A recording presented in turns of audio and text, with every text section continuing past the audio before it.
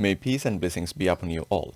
Hi guys, this is Shahadat, and today I'm going to review another video from Sadhguru Jaggi Vasudev ji. And in this video he's talking about relationships, how to what relationships are, and how to go about them in a meaningful way.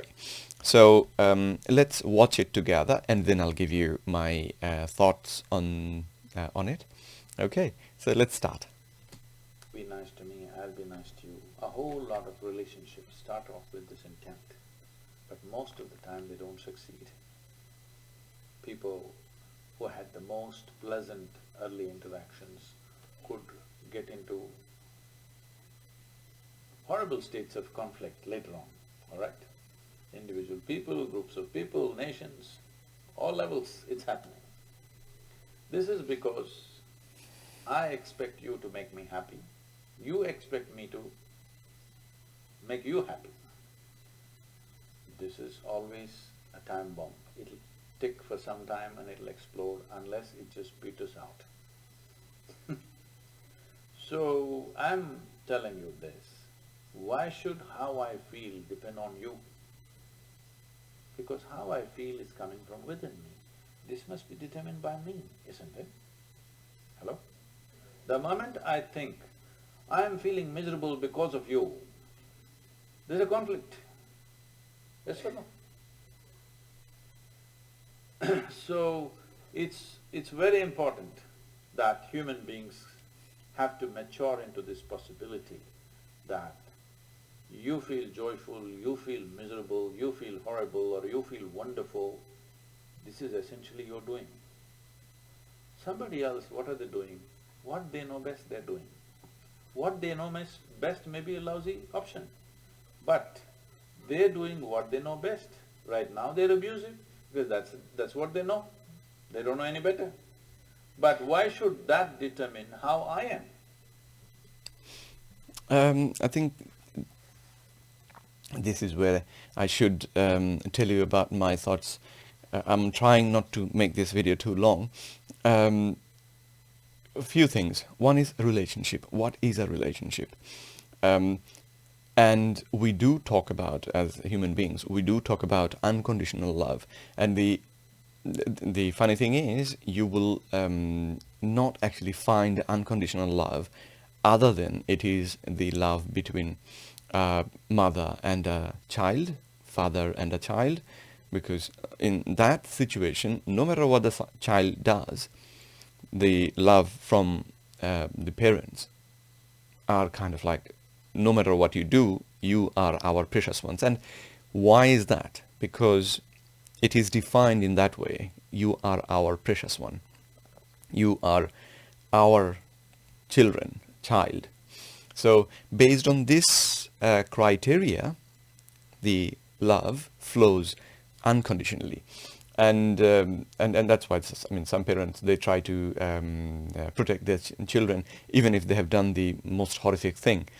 And that's understandable. We understand why we do that. It's because of, based on this relationship, that's how they do it.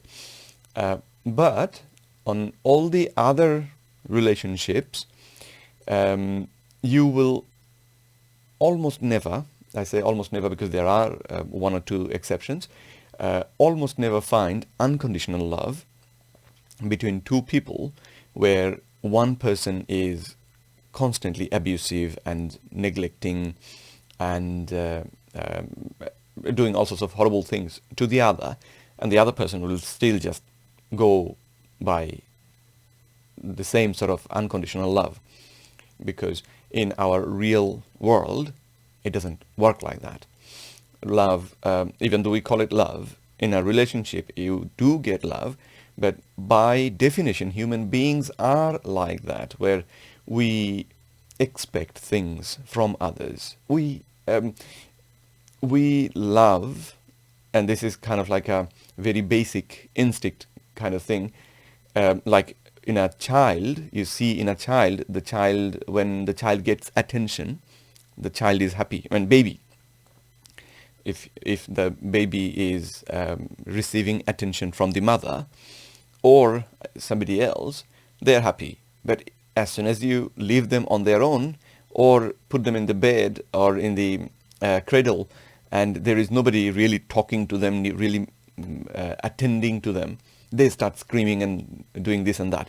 So what I'm trying to show you is this is something that is not learned. I mean, this is not something that we learn. This is something that comes with us. This is part of our definition, part of our operating system. If we, hopefully you can understand what I mean by that. So, because of that, any relationship is always a two-way thing, and yeah, and that's why when we get into a relationship, we will always have expectations. I'm in a relationship, but I don't expect anything from the other party, then it's not a relationship. I mean, it will not be a meaningful relationship at all. And things will get much worse if the situation is like where both of the parties in the relationship is trying to extract happiness or this feeling of fulfillment, feeling of being valued, feeling of being important. If they try to extract it from the relationship and the other party doesn't understand that, that is going to be a massive problem. Now, the solution that Sadhguru just gave, it works in one level.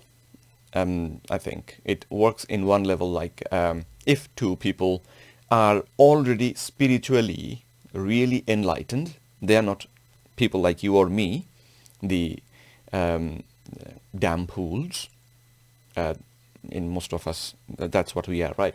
So if they are not like that, then if they find that there are some tensions in their relationship, they can try to be happy, and which then affects the relationship, and things turn better sometimes, not always, sometimes.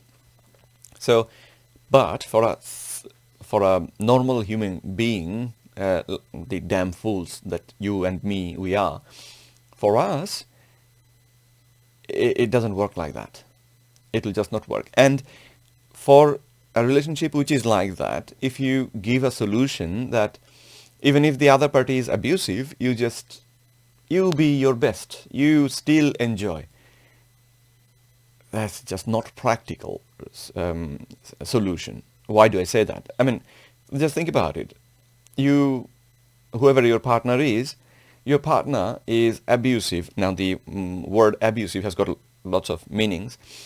I'm now referring to a physical abuse, right? I mean, Sadhguru didn't say that physical abuse is not right. He didn't say that.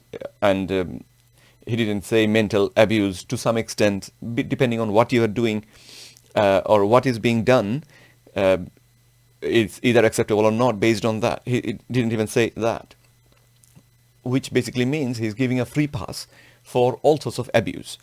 So if we just take the example of a physical abuse example, where your partner, you love that person very much, but that person every night, be your husband or your wife or your boyfriend or girlfriend, every night they will come and they slap you left, right and center. Okay. And every time you try to tell them something, they respond back with abuse, physical, or they swear at you, mental, or a combination of these two. Then, for you, at that point, according to Sadhguru's prescription, what you should do is, you have been slapped, so you should just ignore it and stay happy. Is that practical? Is that doable? In this situation, it's not doable. The other thing is, if the abuse is physical, there is no reason why that should be tolerated. Because if you let this abuse take place, then one party is going to be abused, and based on the word abused, the meaning of the word abused is they were treated in a wrong way. That's where the word comes from. So even though Sadhguru doesn't want to say right or wrong, which is another big problem, because as a enlightened person, that is the, I mean, even forget about enlightened, even as a damn fool, stupid like you and me, we understand, we feel what is right or what is wrong. When something is done in front of us, we can immediately sense what is right and what is wrong. And based on those feelings, we have our judicial system.